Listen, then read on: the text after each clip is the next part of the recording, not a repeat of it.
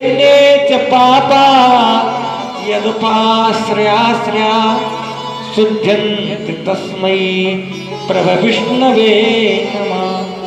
पापा शब्द हो गया बहुत ज्यादा पाप कर चुका हो, वो होता है पापा।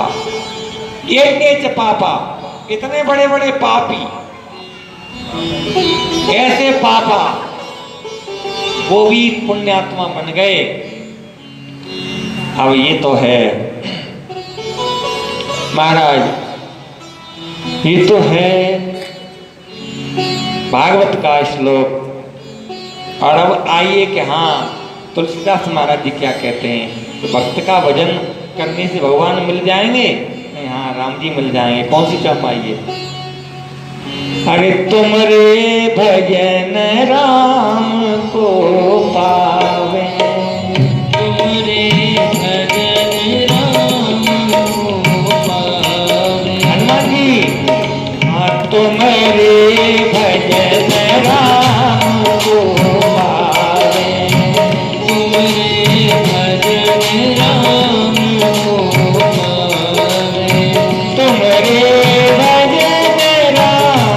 को पावे, तुमरे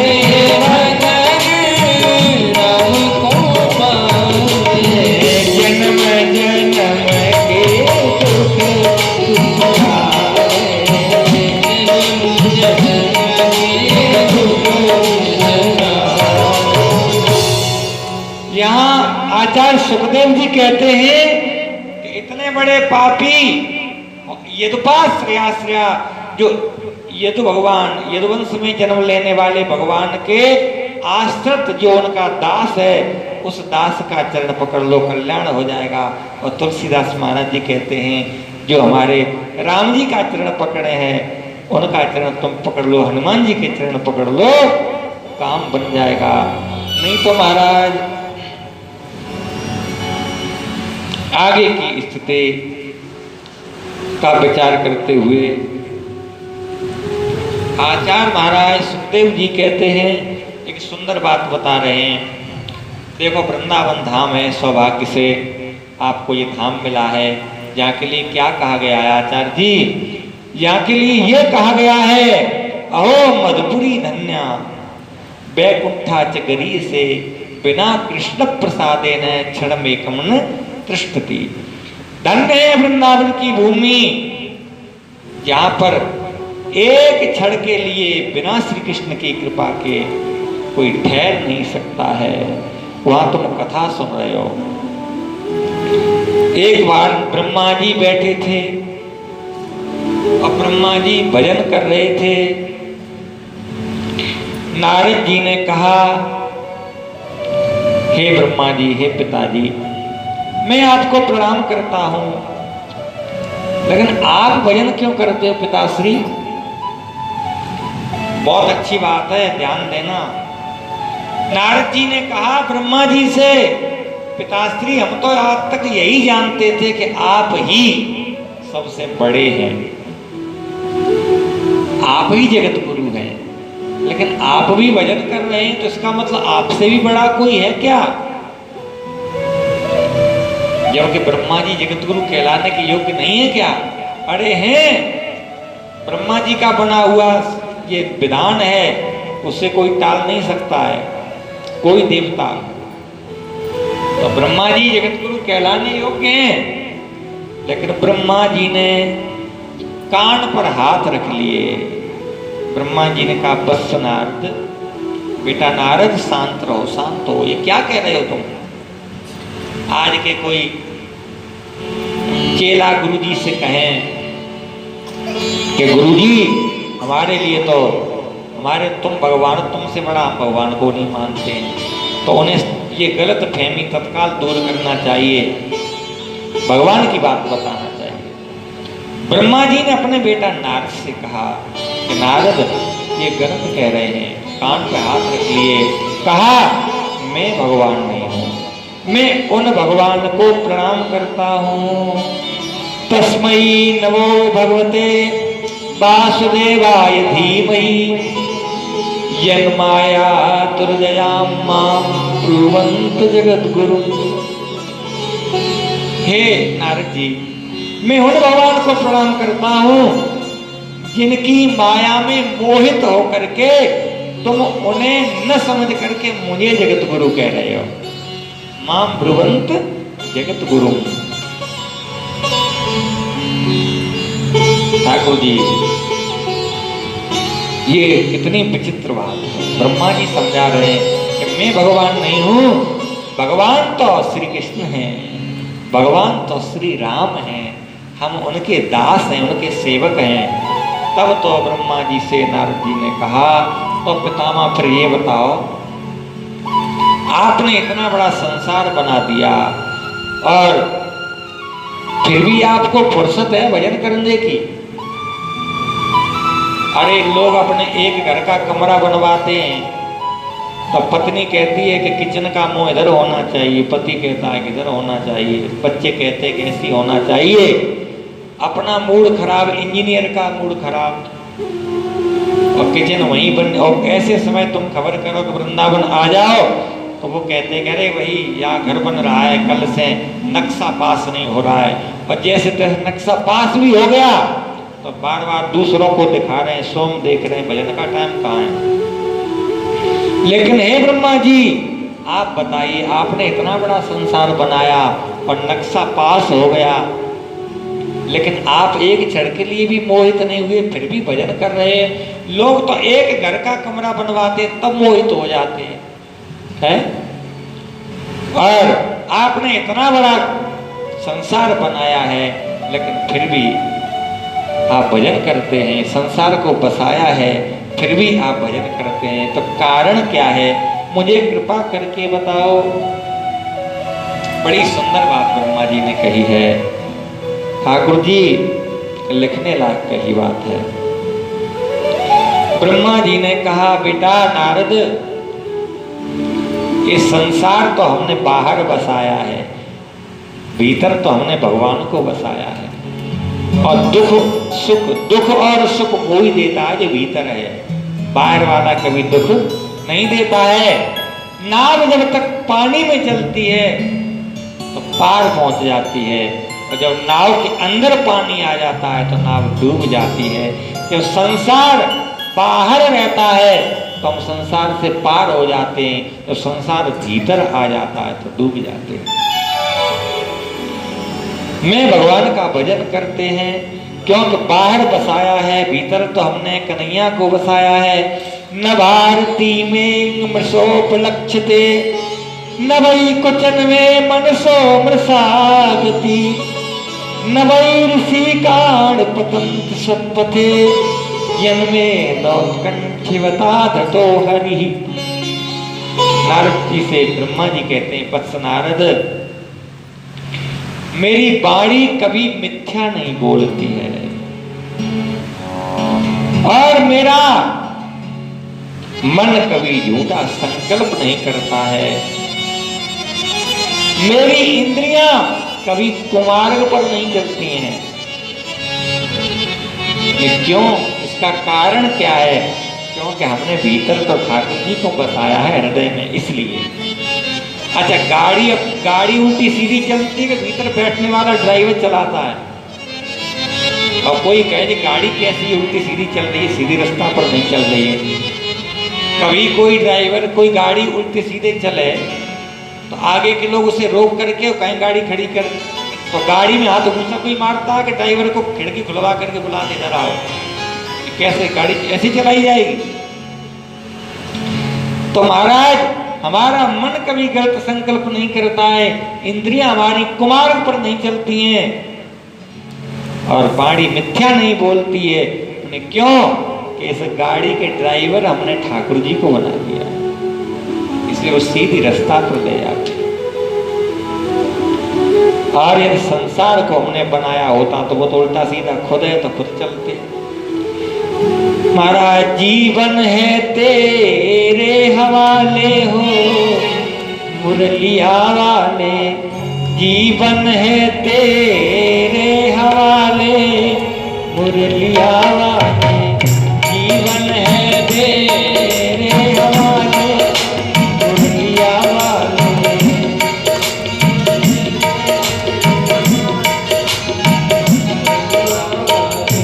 जीवन है तेरे हवाले मुरलिया वाले।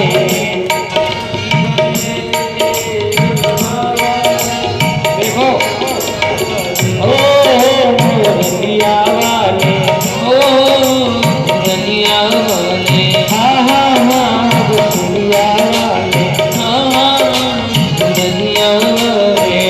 जीवन है तेरे हवाले मुरलिया वाले। जीवन है तेरे हवाले मुरलिया वाले। अरे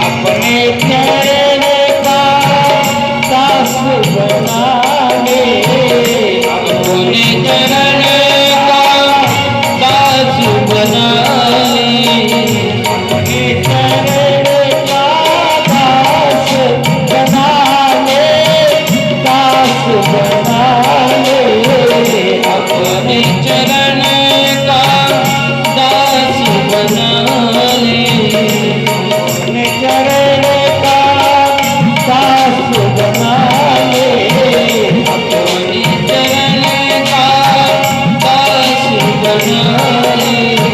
वृंदावन में बसा ले मुरलिया वाले, वृंदावन में बसा ले मुरलिया वाले। जीवन है तेरे हवाले मुरलिया वाले।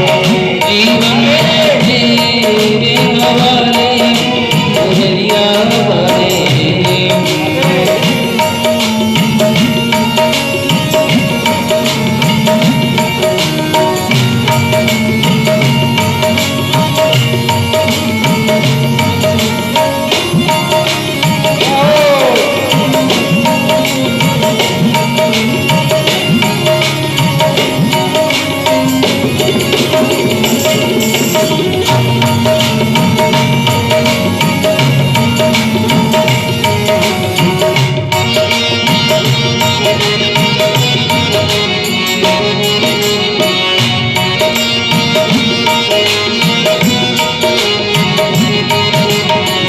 हम कठपुतली तेरे हाथन की, हम कठपुतली तेरे हसन की, हम कठपुतली तेरे हाथ की, तेरे हाथ की।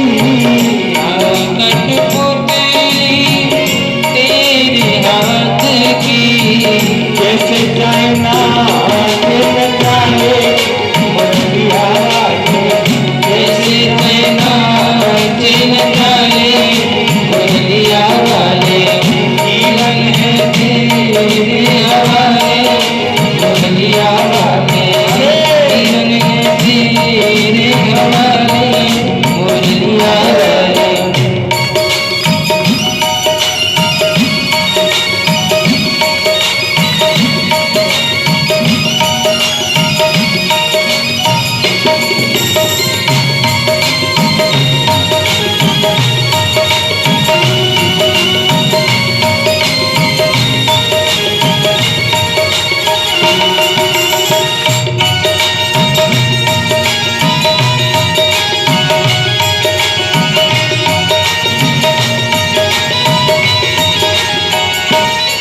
हाँ मेरे अपने हुए नया पोते, मेरे अपने हुए सपने। मेरे अपने हुए नया पोते, मेरे अपने हुए अपने। अब तो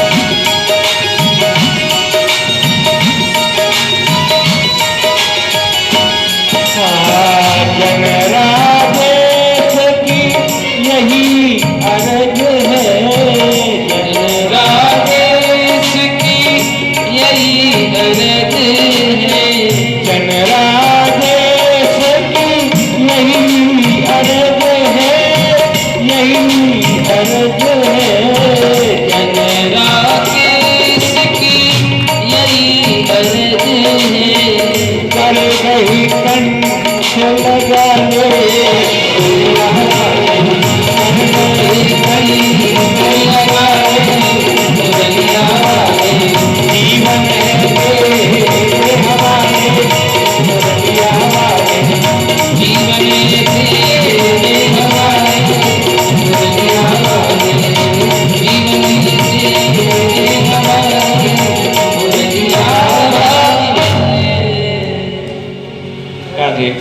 महाराज ठाकुर जी के हवाले अपना जीवन कर दो।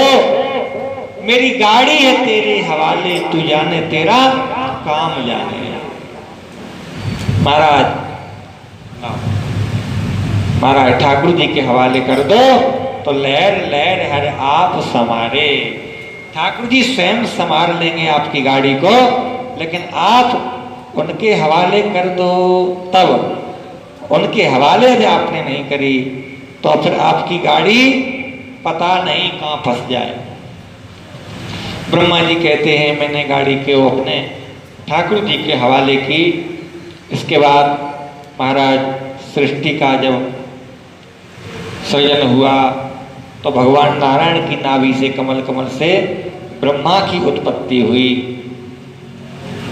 और ध्यान दें, ब्रह्मा जी की उत्पत्ति हुई कमल से। कमल से जय जय ब्रह्मा जी ने देखा चारों तरफ कि मैं कौन हूँ, मुझे अपना पता नहीं है। तो चारों ओर ब्रह्मा जी ने अपना मुखमंडल किया तो भगवान ने लीला कर दी कि चारों ओर मुख घुमाने की जरूरत नहीं है। ब्रह्मा जी के 4 मुख कर दिए, एक जगह से देखते रहो। है बताओ पहले का विज्ञान जोरदार था क्या होगा? देखा तो 4 मुख हो गए। विज्ञान पहले ज्यादा था। अच्छा एक बात बताओ आचार्य जी, ब्रह्मा जी ने सृष्टि की रचना की तपस्या के द्वारा और अरब असंख्य जीवों की रचना की है, असंख्य जीवों की रचना की। लेकिन हम एक बात पूछते हैं,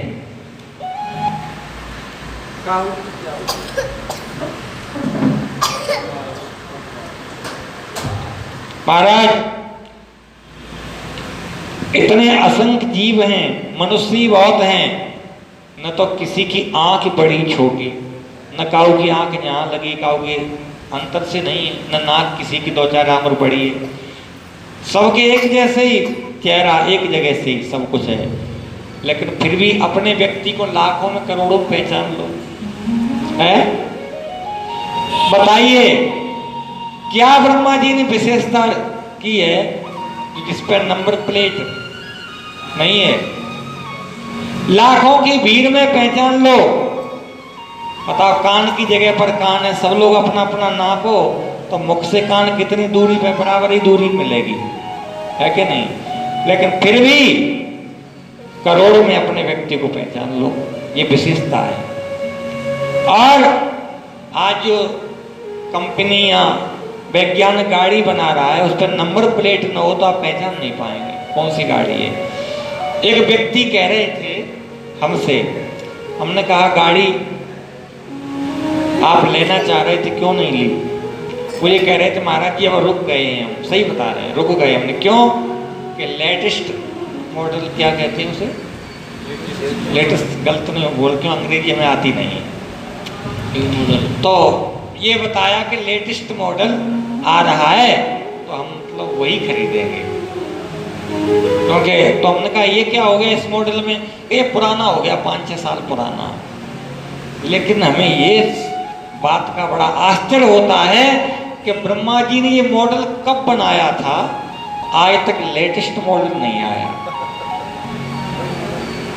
है। बताओ आया क्या? वही मॉडल चल रहा है। और कोई ये कहते कह रहे अब जी पैंट खराब हो गया। एक ही है महाराज, ब्रह्मा जी बैठे थे कमल पर, ब्रह्मा जी विचार कर रहे हैं कि मुझे क्या करना चाहिए, तो चिंतन कर रहे थे ठाकुर जी ब्रह्मा जी। ब्रह्मा जी को 2 शब्द सुनाई दिए चिंतन करते समय, कौन से दो शब्द? सचिंतयन, सचिंतयन द्वाक्षर मेकदाम्भसी उपासनोद विवर्धितम बचो विभो स्पर्शेषु यत् षोडशमेकविंशम् निष्किंचनानां नृप यद्धनं विदुः। दो शब्द सुनाई दिए। कौन कौन से दो शब्द सुनाई दिए बताओ? यत् स्पर्शा लिखा है, स्पर्शेषु यत् षोडशमेकविंशम्। स्पर्श वर्ण के अक्षरों में 16वां और 21वां सुनाई दिया। स्पर्श वर्ण कितने होते हैं ठाकुर जी? स्पर्श वर्ण कितने होते हैं? कादयो मां बसाना नाम स्पर्श। का से मां तक स्पर्श वर्ण होते हैं। तो स्पर्श वर्ण में स्पर्श वर्ण का 16वां गिनजा कौन सा पड़ता है? ता। कवर्ग, चवर्ग, कवर्ग और चवर्ग और तवर्ग 16वां हो गया। और महाराज और मेक विंशमान 21वां पवर्ग का पहला। तो ता सुनाई दिया और पा दोनों मिलके क्या हुए? तप। और दो अक्षर 2 बार सुनाई दिए। कैसे करके? तप तपः। हे ब्रह्मा तपस्या करो, तप को तपो। महाराज जैसे ये दो शब्द सुनाई दिए, ब्रह्मा जी ने तपस्या की और तपस्या करते ही समय भगवान के दर्शन ब्रह्मा जी को ध्यान में हुए। और ध्यान में ब्रह्मा जी को भगवान ने चतुश्लोकी भागवत का उपदेश किया। महाराज कौन सी भागवत का उपदेश किया? चतुश्लोकी भागवत का। अहमेवासमेवाग्रे नान्यत् यद् सदसद परम पश्चादहं यदेतच्च यो वसिष्येत् सोऽस्म्यहं कृतेऽर्थं यत् प्रतीयेत् न प्रतीयेत् चात्मनि तद्विद्यादात्मनो मायां यथा भासो यथा तमः यथा मान्तभूतानि भूतेषु चापचिष्णु प्रविष्टान् प्रविष्टान् तथा तेषु न तेषु एतावदेव जिज्ञास्यं तत्त्वजिज्ञासुनात्मना अन्वय वितर्काभ्यां यत् स्यात् सर्वत्र सर्वदा।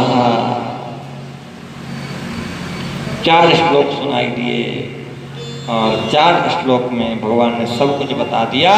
कहा ब्रह्मा जी सृष्टि के अहम एव अग्रे, अहम माने मैं, एव माने केवल, अग्रे माने आगे।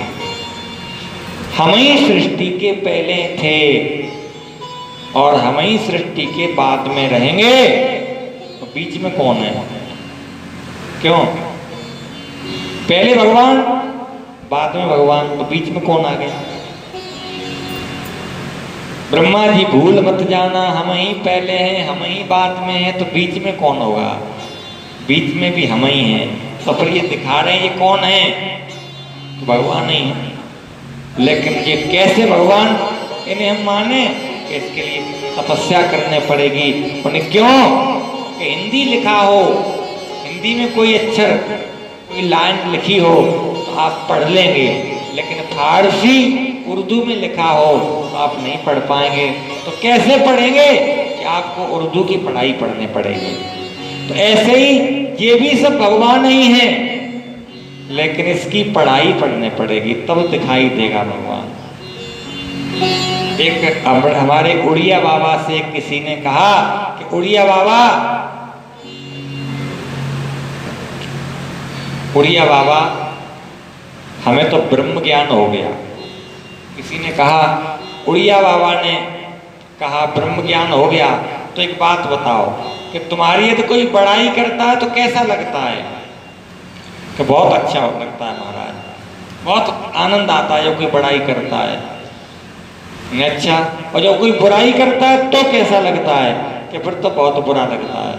अच्छा, उड़िया बाबा ने कहा तो ब्रह्म ज्ञान नहीं हुआ, फिर तो क्या हुआ? कि फिर तो ब्रह्म ज्ञान हो गया, ज्ञान का भ्रम हो गया, ज्ञान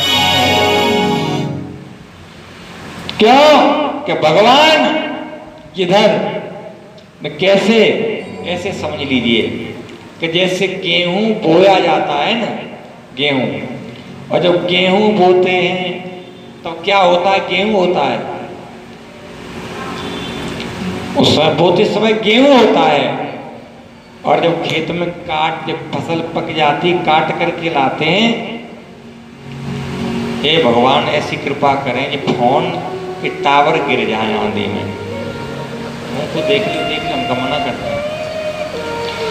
अच्छा, एक विशेषता होती है कि आजकल के समय में लोगों को पास में बैठा है वो प्रिय नहीं होता है, जो दूर बैठा है उससे, और भाई दूर का है तो पास आ जाए, और पास वाला दूर पहुंच जाए तो फिर उससे हम चीटिंग करेंगे।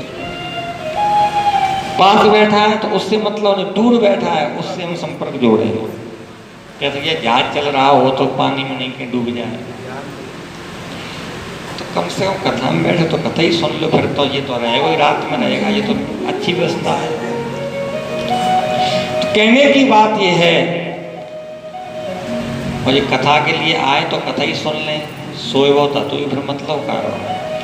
तो कहने की बात ये है महाराज, 1 घंटा बाद कथा बंद हो जाएगी, फिर तमाशा देखी यूं जा करके।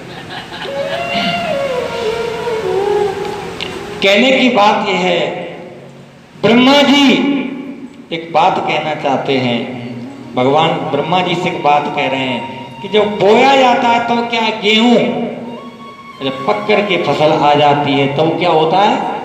गेहूं। अच्छा, और बीच में जब वो कच्चा होता है, जब खेत में खड़ा होता है तो क्या है?